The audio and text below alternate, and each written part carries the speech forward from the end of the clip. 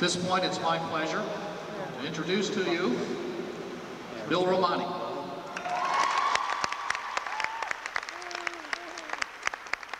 Many of you, of course, already know Bill because he has been the president of the College of Arts and Science Council this past year.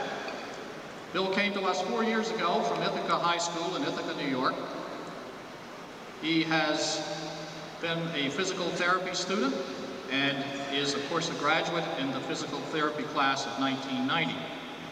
He's been very active in his fraternity, Sigma Phi Epsilon, where he has served as on the executive board for alumni relations. He's also been Rush chairman. Bill has been active in so many things that I would take all the time up if I went through the whole list of things that he's been involved in, so I'll only mention a few others. He has earned an honor certificate through the University Honors Program.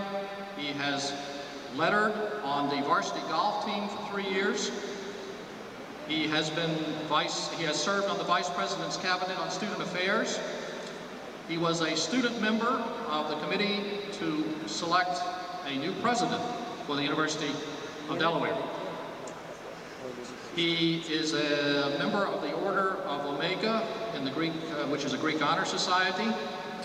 He is also the 1990 Tim Dennison Memorial Scholarship winner. This is a scholarship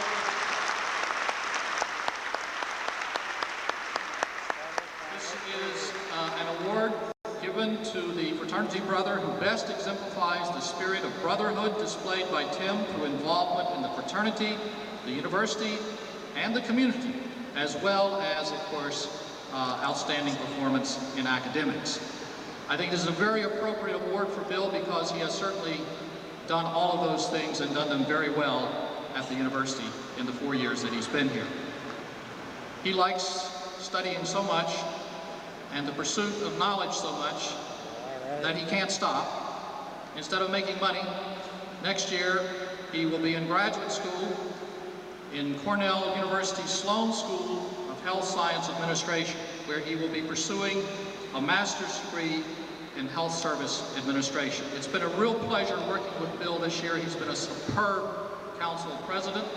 He has gone more than the second mile on many occasions and done much more than he needed to do as council president, and we certainly appreciate it, and he has done a superb job in that capacity. So it's a real pleasure for me to, at this time, present Bill to you, who will address us on the topic of what we've learned. Should be very interesting. Bill Romani.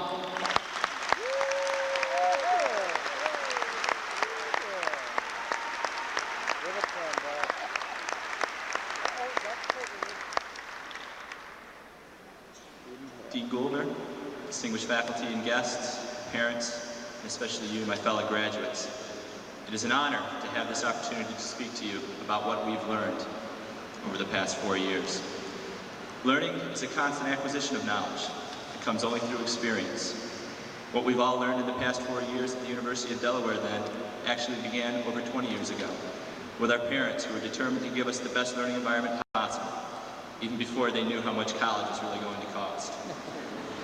Those early lessons molded our values of right and wrong and provided us with a unique foundation that we would use throughout our lives. Say thank you. Don't repeat secrets about your sister. Put it back where you got it. Progress to the rocky lessons of junior high school and what kind of haircut is that? You're too young to be that serious about somebody and only 15 minutes on the phone. Finally, after 14 years, we're ready to begin our break from the comfortable surroundings of home and put our values to the first test, high school. High school is the first of the 3 most exciting and anxious times in a young person's life. It's a time when parents begin to let go and their lessons of right and wrong are applied to the many relationships and lessons that life has to offer. By the time we graduated, our experiences had transformed us from freshmen in awe of the upperclassmen to seniors who were in complete control of the system. We made the rules and had the parties that everyone wanted to go to. By that senior spring, we were on our way to Delaware, and we prepared for college by blowing off 8 o'clock homerooms in first period classes, knowing that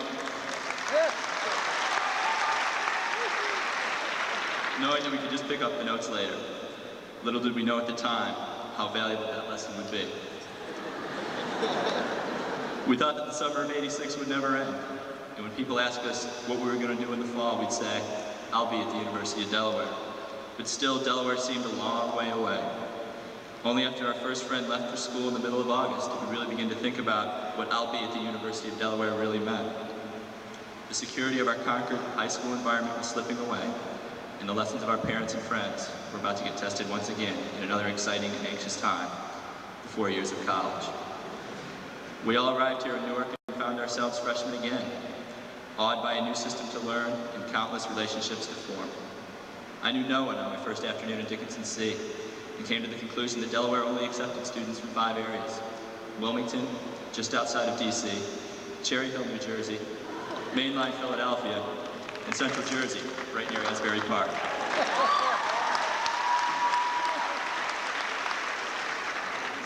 Friends were quickly made, and classes started very soon after, but we were more concerned with fraternity parties and the stone balloon.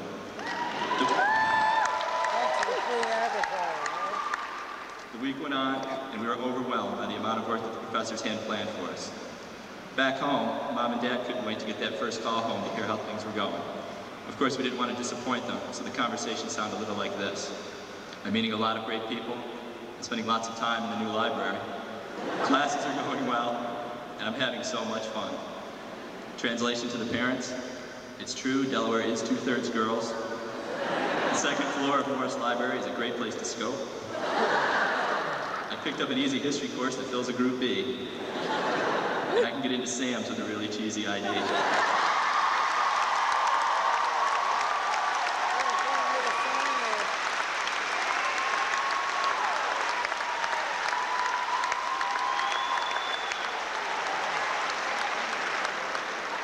We all made it through that first year a little wiser, and with so many of the relationships with people and places that we still cherish today.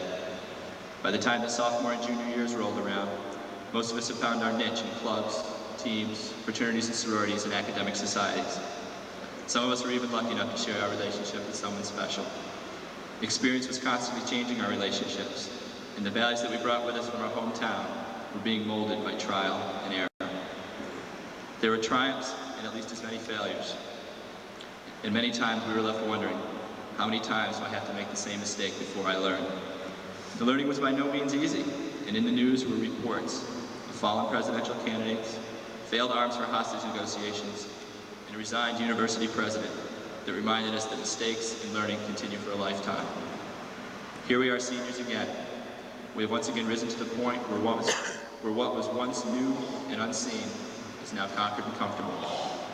We have spent the last year by making use of our knowledge and taking a little more time to enjoy the sights along the way. There was still some learning to be done, however. We realized that we couldn't have everything that we wanted, and there were times that we felt so strongly about something that we gambled and went against everything that we knew was right, and finally things began to pay off. The Key West sunsets, South End Zone tailgates are slipping away, but it is these times, not Thursday night chemistry labs and exams, that will provide our fondest memories of our 4 years at the University of Delaware. We arrive at this celebration with so much to be thankful for. We have been blessed with the opportunity to be touched by many people and countless organizations that have taught us so much about ourselves. I give a personal thanks to the brothers of Sigma Phi Epsilon, who taught me that the success of an organization depends on patience and an understanding of each individual's needs and situations. I thank the special physical therapy class of 1990, special to the university because it's the last undergraduate class before we upgrade to a master's program, and special to me because its members showed me an altruistic passion and genuine care for improving the lives of others that I lacked, and how that passion could be carried over to overcome the most stressful and adverse conditions involved in our major and profession. I thank 3 administrators, Dominic Cecilia, Dean Hayward Brock, and Dr. Paul Metler, who helped me to shape my career goals and show me that the people are as important as the tasks to be completed. I thank those few people who have become my best friends, those people who always stood behind me, laughed with me and at me, but most of all, because they were my best friends, they understood me. Most of all, I would like to thank my parents, who laid the foundations for the successes that I've enjoyed here. They listened to all the concerned phone calls and never once offered anything but support to all my goals and sometimes reckless ideas. Even when the conversations began at 1:30 in the morning with, "I'm okay, just let me talk to Dad," or ended with, "I'm gonna need a little more money." Almost as important as the people, we should all be thankful for the vast and unlimited opportunities that are available to us, simply by the virtue of where we are. Over the past year, it has become shockingly apparent that while we struggle with what job to take and what neighborhood to live in, millions of other young people like ourselves in Eastern Europe and Asia are struggling for the fundamental rights just to have those same decisions to make. We are leaving college during a time that our children and grandchildren read about in school. The images of Tiananmen Square, the Brandenburg Gate, and the Baltic republics of the Soviet Union should serve as testament to how fortunate we really are. And even though we may not experience the same passionate hunger of these young people, they should always be in our thoughts. Because we all share the same anxiety and uncertainty as we move forward, but for them, the stakes are much higher. With the support and thoughts of all these people, we found ourselves on the brink of the last and greatest of the challenges of our young lives. We are once again starting out with minimal knowledge and only a small understanding about what we are about to face. There are a lot of questions and obstacles on the way, but it is up to us to overcome these and seek out the experiences that will allow us to continue our learning. As we found in these past 4 years, many of our experiences will repeat themselves, and even as we get smarter, it will probably take us more than one failure to gain the wisdom necessary to move forward. Don Henley has summed this up so well. The more I know, the less I understand. All the things I thought I knew about, I have to learn again. I am confident that what we have learned at the University of Delaware has shaped each of us in a way that will allow us to make the right decisions about right and wrong, and that we will conquer what is waiting for us in the same way that we have conquered our past challenges. I offer you all congratulations and wish you the best of luck. God bless.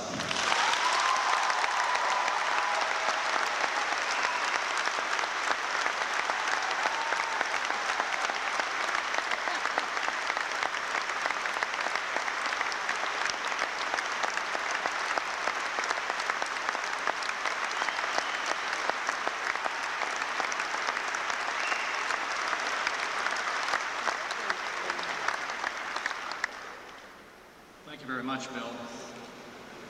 It's my pleasure now to introduce another person who has already been somewhat introduced to you. I want to tell you a little bit more about Jason Garlick, who has been the Secretary of the College of Arts and Science Council for this past year. And then Jason will introduce our guest who will entertain us. Jason is a junior biology major with a philosophy minor. He has been on the track team for 3 years. He's been a student representative to the Faculty Senate for Honors.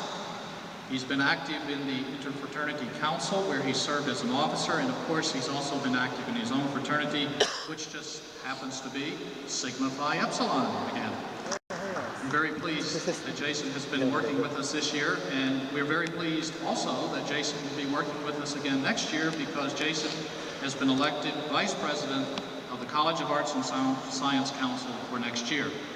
When Jason finishes his work here, which we assume he will finish next year, he plans to go to dental school. So we may see him in another capacity in a few more years. Jason.